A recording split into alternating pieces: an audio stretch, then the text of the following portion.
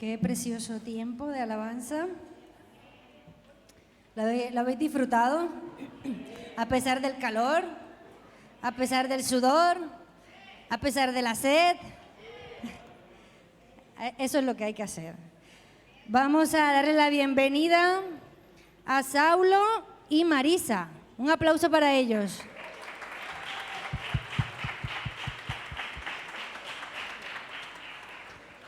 También vamos a dar la bienvenida a Oriana y a Aldana. ¿Dónde están ellos? Un aplauso.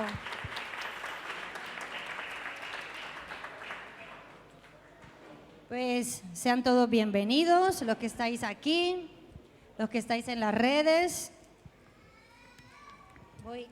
Esto no está abierto.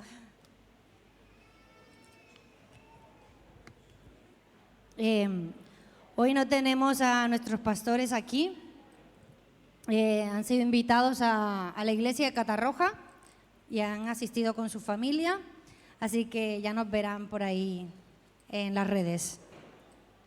Bueno, no sé si a ellos aparece el título, dice Solo tú, mi Dios, solo tú, mi Dios. Para entrar un poco en este contexto, vamos a irnos a un relato que está en la Biblia, en el libro de Segundo de Samuel, en el capítulo 15. Algunos conocéis al rey David. Bueno, resulta que el rey David estaba pasando por uno de sus peores momentos, que es que uno de tus hijos te traicione. Uno de tus hijos se levanta en contra tuya y entonces se gana el corazón del pueblo. El pueblo que era del rey de David conquista el corazón del pueblo y se subleva en contra de su rey, en contra de su propio padre. De esta manera, el rey David le toca salir por patas de ahí mismo y huye al desierto con algunos de ellos, algunos de los pocos que se quedaron con él. Y entonces, cuando él está en el desierto, escribe este salmo que vamos a leer, del Salmo 63, versículo del 1 al 8. Si lo van poniendo, muy bien. Dios, Dios mío eres tú, de madrugada te buscaré, mi alma tiene sed de ti, mi carne te anhela, en tierra seca y árida, donde no hay aguas, para ver tu poder y tu gloria, así como te he mirado en el santuario, porque mejor es tu misericordia que la vida, mis labios te alabarán, así te bendeciré en mi vida, en tu nombre alzaré mis manos. Como de meollo y de grosura será saciada mi alma, y con labios de júbilo te alabará mi boca. Cuando me acuerde de ti en mi lecho, cuando medite en ti en las vigilias de la noche, porque has sido mi socorro, y así en la sombra de tus alas me regocijaré. Está mi alma apegada a ti, tu diestra me ha sostenido. Amén. A que este salmo nos suena de varias canciones por ahí, ¿no? Mi alma está pegada a ti, todo eso, ¿no? Bueno, pues no lo escribió en un momento bonito, lo escribió en uno de los peores momentos de su vida, traicionado por su propio hijo, huyendo y en un desierto, en una tierra seca, árida, ¿vale? Con mucha sed y con mucha hambre. Entonces, nuevamente hablamos de la sed, ¿no? Como un poco un déjà vu en cuanto al programa que tuvimos el domingo pasado, ¿no? Cuando se habló de la mujer samaritana. Y es que si nosotros no bebemos agua, nos podemos morir de sed. Está comprobado que antes moriríamos de sed que de hambre, científicamente, ¿vale? Podemos durar más días sin poder comer, pero sin beber, no, morimos antes. Entonces, también en algún momento mencioné que a veces nosotros bebemos distintos tipos de bebidas, de refrescos, para quitarnos esa sed y creemos que así nos quitamos esa sed, ¿no? Pero en realidad es un engaño porque realmente necesitamos agua y es el agua la que realmente va a hidratar nuestro cuerpo, no todas esas bebidas. Entonces, hay un anhelo en el mundo que el mundo no puede satisfacer. Hay un anhelo que si hay algo que define al hombre actualmente es la insatisfacción. Es la insatisfacción constante. Siempre necesitamos algo más, algo más, algo más. Como la samaritana que nos contó Laura el domingo. Ella siempre iba a buscar agua, siempre insatisfecha. Tuvo 5 maridos, pero ninguno era su marido.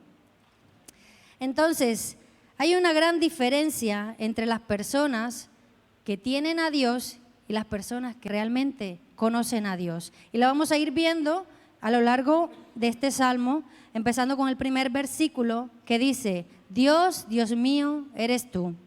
De madrugada te buscaré, mi alma tiene sed de ti, mi carne te anhela, en tierra seca y árida donde no hay aguas.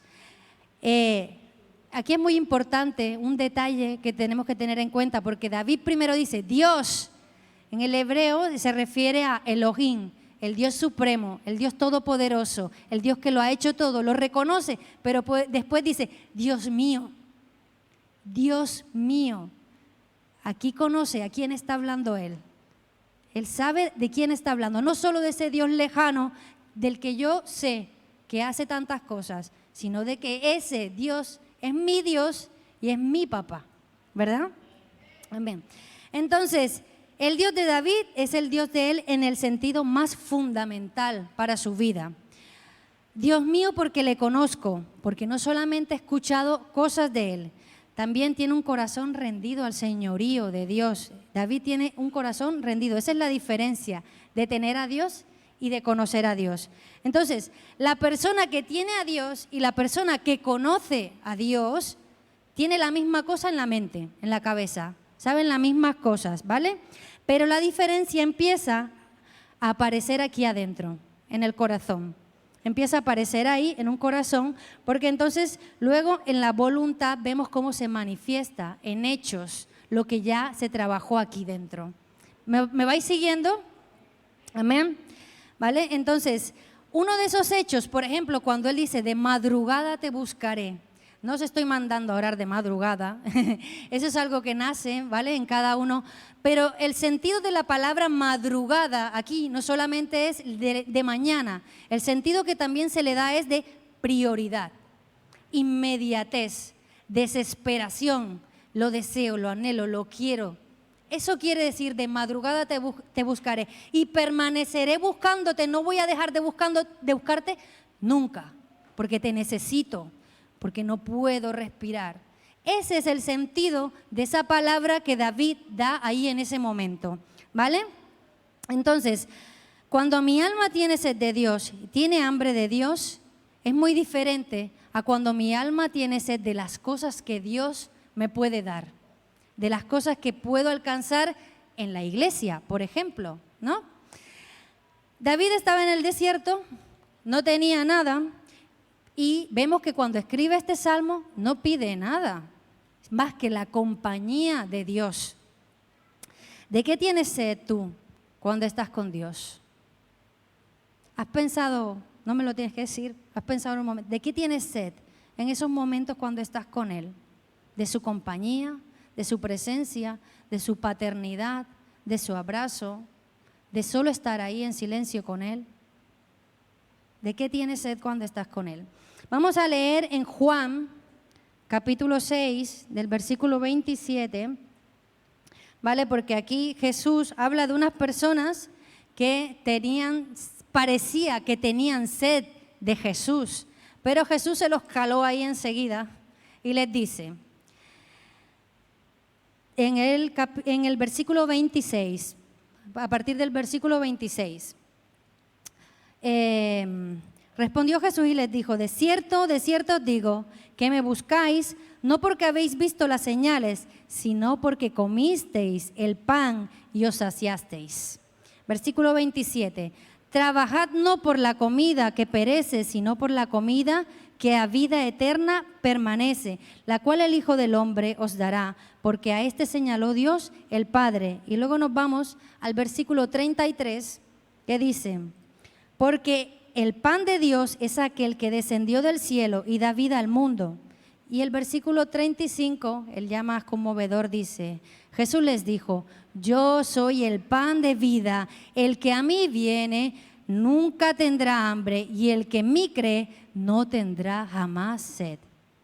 Entonces, Jesús, en medio de su paciencia, su amorosa misericordia, los cala a esa multitud de gente que estaba ahí con él y les dice, me buscáis porque hace poco atrás había hecho la multiplicación de los panes y los peces. Aquí me dan de comer. Y él se los dijo, me buscáis porque os di pan. Pero, hay algo sonando por aquí atrás, pero resulta que el pan soy yo. Y lo dice con tal amor, dice, ese pan que envió Dios soy yo. El que quita el hambre y el que sacia la sed. Ese soy yo. ¿De qué te has saciado mientras has buscado a Dios? Mientras has buscado a Dios en el mundo, es fácil decirlo, ¿verdad? Hay muchas cosas que nos saciamos mientras buscamos a Dios. ¿De qué te has saciado mientras has buscado a Dios aquí, en la vida cristiana, en la vida como creyente? ¿De qué te has saciado? De sus bendiciones, por ejemplo, ¿te has saciado de ellas? ¿Te ha dado una familia la que querías? ¿O te ha dado el trabajo que querías? ¿O te ha dado el marido que querías, un hombre de Dios, que ama a Dios? ¿Te ha dado los hijos que querías? ¿Te ha dado el ministerio que querías? ¿Te ha permitido servir donde querías? ¿Te ha librado de la soledad? ¿Te ha librado del rechazo? ¿Te ha librado del abandono? ¿Te has saciado de esas cosas? Es para que vayáis pensando. Cuando David sigue hablando en el Salmo dice, mi carne anhela a mi Dios. Eso es muy complicado, porque la carne, ¿qué es lo que anhela? El pecado, ¿verdad, Paula? La carne anhela pues lo que le da placer, lo que la sacia, ¿verdad?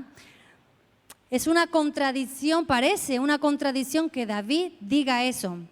¿Qué cosas anhela nuestra carne? Pero hablemos de esas cosas que anhela nuestra carne y que no son lícitas, porque son buenas, pero las anhela nuestra carne. Por ejemplo, mi carne anhela un novio cristiano, una novia cristiana, ¿verdad? Mi carne anhela un esposo cristiano, cristiana, un ministerio poderoso, eso es lícito. Mi carne anhela esas cosas también. ¿Qué es la carne? Mi carne anhela tener talentos. Mi carne anhela dones. ¿Es lícito? Sí. Mi carne anhela una casa. ¿Es lícito? Sí. Mi carne anhela una familia. ¿Es lícito? Sí. ¿Qué es eso que quieres tanto? ¿Qué es eso que quieres tanto? Porque nuestra carne, tu carne, se anhela a sí misma con todas estas cosas. Se anhela a sí misma. Pero aquí David está diciendo, mi alma y mi carne te anhelan. Te anhelan. ¿Qué relación había desarrollado David con Dios que decía que hasta su propia carne, porque Dios puso en nuestra alma ese anhelo y esa sed que solo puede ser llenado ¿por quién? Por Él. Busquemos donde busquemos, en la iglesia, en el mundo, eso solo puede ser saciado por Él. Y a veces disfrazamos, y antes lo que anhelaba nuestra carne era el pecado, entonces ahora anhelamos esas cosas que parecen buenas y lo disfrazamos, pero realmente queremos lo que quiere nuestra carne y no a ese Dios vivo, que es el único que nos puede llenar. Entonces David había llegado a tal punto que nada en este mundo le hacía sentir cómodo.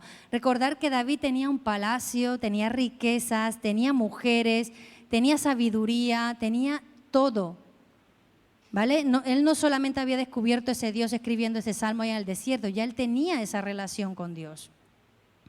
Y nada lo hacía sentir tan cómodo como estar en la presencia de Dios. Entonces, hemos cambiado el anhelo del pecado, el anhelo por esas otras cosas que creíamos que no agradaban a Dios, por esas cosas que creemos que ahora agradan a Dios. Pero Dios sigue quedando de lado. Y de ninguna manera lo reemplazan a Él. Mira, cuando David iba al desierto, él se estaba llevando el arca y se estaba llevando al sacerdote, a uno de los sacerdotes. Pero durante el camino David dice, llevar el arca nuevamente a Jerusalén. Y le dijo al sacerdote, ve y vete nuevamente a Jerusalén. Y se fue sin esas cosas, ¿vale? Porque el arca representaba la presencia de Dios. Se fue sin esas cosas que aparentemente suponen que lo acercan a Dios, las dejó y se fue aún hacia el desierto porque él sabía que aún así era capaz de encontrarse con ese Dios que él tanto anhela, que él tanto deseaba. Y se encontró con él en el desierto cuando parecía que no tenía nada, que lo había perdido todo.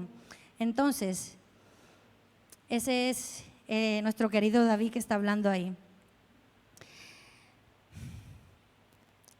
Aquella persona, el que conoce a Dios, ese que conoce a Dios, no el que sabe cosas de Dios, ha descubierto que su misericordia, como dice en el Salmo, es mejor que la vida, que el amor de Dios es mejor que la vida misma, entera. Llámese hijos incluso, llámese lo que sea. La persona que conoce a Dios ha descubierto que que Él es mejor que cualquier cosa en la vida. Entonces David dice que ya no hay nada en el mundo que no le parezca una tierra árida y una tierra seca. Cualquier cosa que David pudiera tener le parecía tierra seca y tierra árida en comparación a la presencia de Dios. Y esto nos recuerda al apóstol Pablo cuando él dice, todas esas cosas buenas que tenía, he sido esto, soy fariseo, soy esto, soy el mejor preparado en los estudios y tal, y todo eso lo estimó por basura, por amor a Cristo. Es un poco una relación ahí entre David y Pablo. Entonces, si alguien tiene un corazón así es porque ha descubierto que su misericordia es mejor que la vida. Es alguien que sabe que todo lo que tiene le ha sido dado por misericordia, que le ha sido dado por un Padre bueno, que sabe que antes que le pidamos algo ya lo necesitamos, entonces no hace falta ir pidiendo, ¿verdad? Aunque sí, hay que pedir, hay que orar y tal, pero no es el tema, porque de eso ya lo hacemos bastante. Él conoce y sabe de todo lo que necesitamos. Y lo mejor que debemos saber es que ninguna de esas cosas que nos da, las merecemos. Él nos ha dado un trabajo, te ha dado esa familia, te ha dado esos estudios, te ha dado esos negocios, te ha dado esos proyectos, te ha dado esos hijos, te ha dado todo por pura misericordia. Aunque hayas orado 24 horas de seguido y Él haya escuchado tu oración, pero te lo ha dado por misericordia. Te lo ha dado por misericordia. Nadie que no haya experimentado la misericordia de Dios puede tener un corazón como el de David. Nadie que lo haya experimentado puede tener un corazón como el de David. Un corazón transformado de un corazón egoísta, ¿vale?, a un corazón donde tu propia carne y tu alma anhelan a Dios. Porque entonces, si tú no has experimentado eso es porque realmente crees que lo que tienes te lo mereces por tus propios méritos. Un corazón que piensa que lo vale y que se lo merece y no por misericordia, no tiene sed de Dios. No tiene anhelo de Dios. Solo busca las cosas que Dios le puede dar. Solo eso. Y es así de triste y todos pasamos por ahí. Pero es así de triste. Y entre más pronto lo reconozcamos, mejor. Porque más pronto vamos a dejar de ir a buscar agua y a buscar agua y a buscar agua como la samaritana y seguir insatisfechos, insatisfechos, insatisfechos, ¿verdad? Cuando su misericordia sea más importante para ti que la vida, podrás manifestar en los hechos lo que previamente ya Dios ha hecho en tu corazón. Por eso David dice, mis labios te alabarán. ¿Qué quiere decir con esto? Que unos labios que alaban a Dios y unas manos que se levantan y alaban a Dios, cuando lo hacen de verdad es porque realmente han conocido a Dios.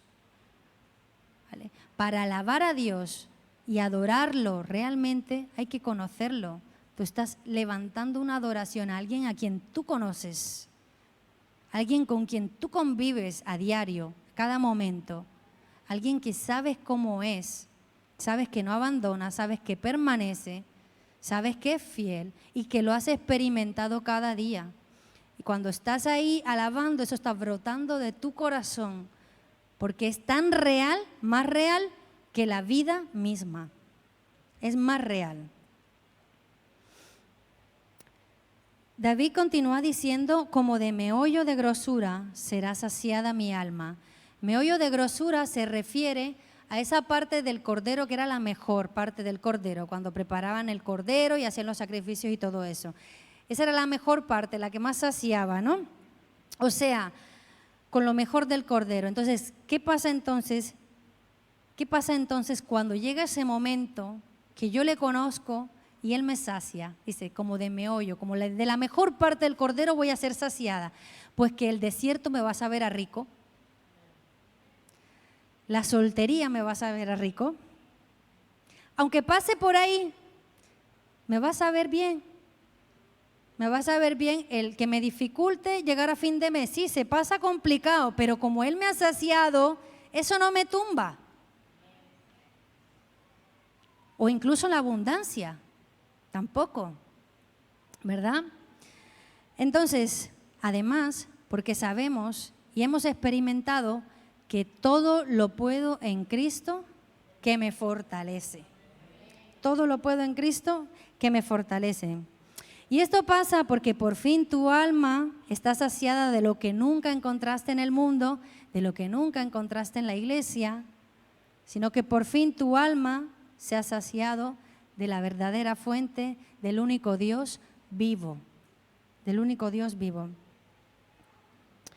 Ni siquiera esas cosas que bendicen tu vida, porque nada puede reemplazarlo a Él, ni el ministerio, nada de lo que Dios te pueda dar, nunca va a reemplazarlo a Él. Mirar cómo le quitó todo a Job, todo, y era un hombre intachable, porque le conociera a Él, porque ya de oídas te había oído, mas ahora mis ojos te ven. Ahora yo veo a mi Dios y veo a mi papá. Ese es el que me sostiene, el que me levanta, el que me lleva, el que me da fuerzas, el que me anima, pero el que yo no puedo estar sin Él. Es que no puedo, es que ya no podría, aunque me fuera al mundo, sería un desastre ya, porque ya no podría. Por eso en el Salmo 4, versículo 7 dice, tú diste alegría a mi corazón mayor que la de ellos cuando abundaba su grano y su mosto. Por eso podemos ser incluso más felices aquellos que lo tienen todo, porque lo tenemos a Él. Él da alegría y el gozo, aún en medio de la pérdida, aún en medio del dolor. Pero aquellas personas que lo tienen todo y no tienen a Dios, está todo vacío. Nada de esas cosas les llenan, nada de esas cosas les sacian, por eso más y más y más. Y nosotros no podemos ser igual, porque lo tenemos a Él. Dios es nuestro socorro y su mano nos sostiene. Y lo mejor que a mí me puede venir cuando habla ahí David es que su mano nos sostiene, pero no es que cada vez que te caes Él coge y te levanta, no, es que el primer día que Él te agarró de la mano, no te soltó, no te ha vuelto a soltar nunca más. Por eso no has terminado de caer cuando ya Él está ahí. Cuando tú te estás revolcando en el lodo, Él está con una alabanza en tu mente y Él está hablándote y te está levantando porque no te ha soltado ni una sola vez.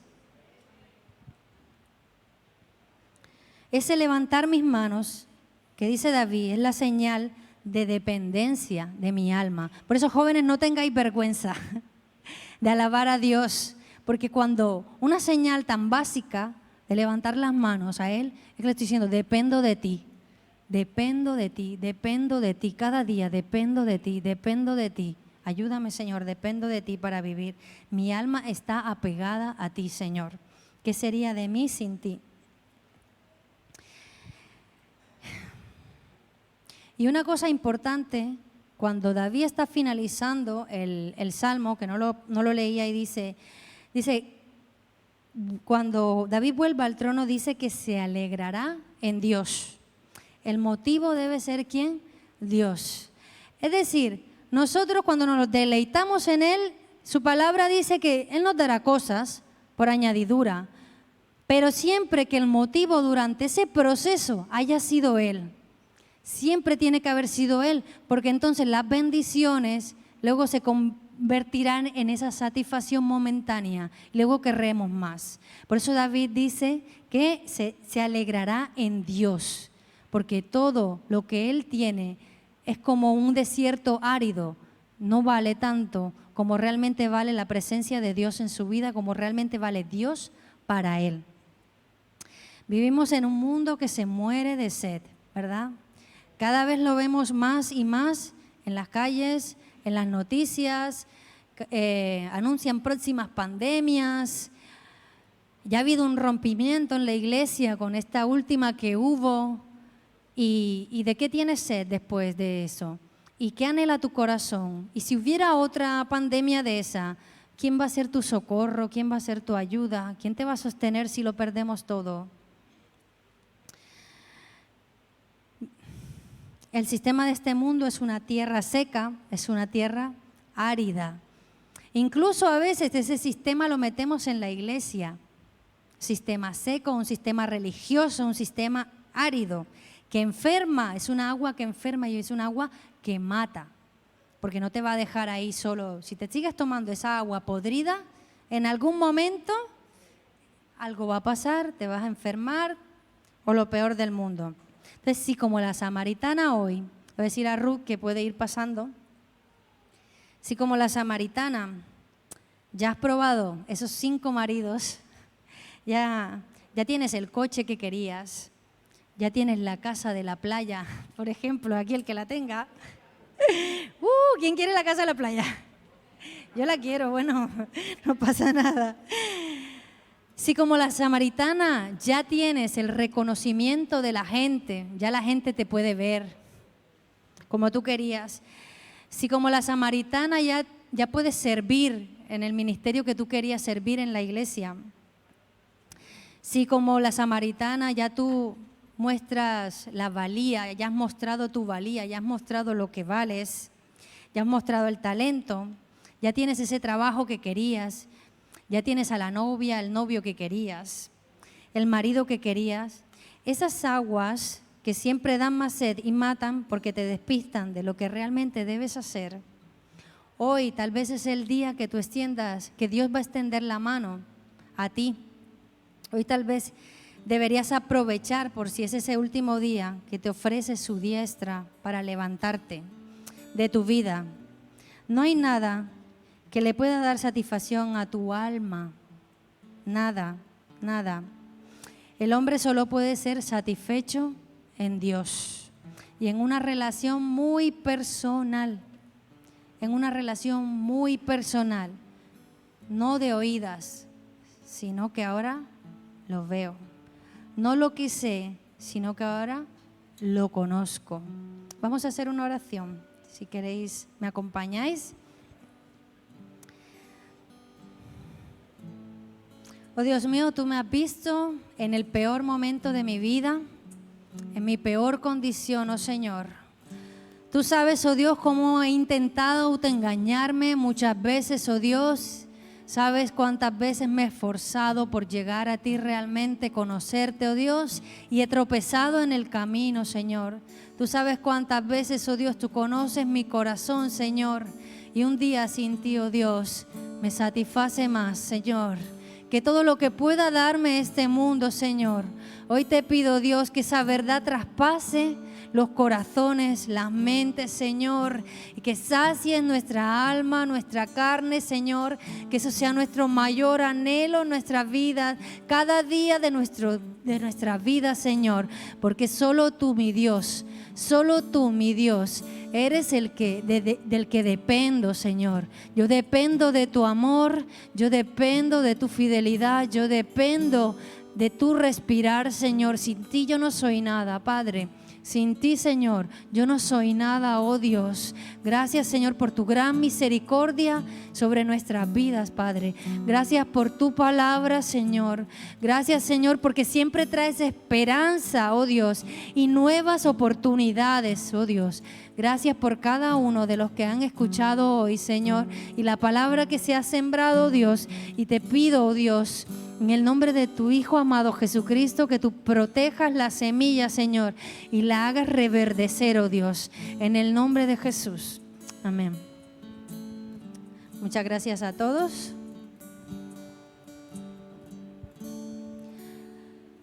Vamos a a despedir a nuestros amigos de las redes. Muchísimas gracias por haber estado ahí. Espero que Dios haya bendecido vuestras vidas también y hasta la próxima.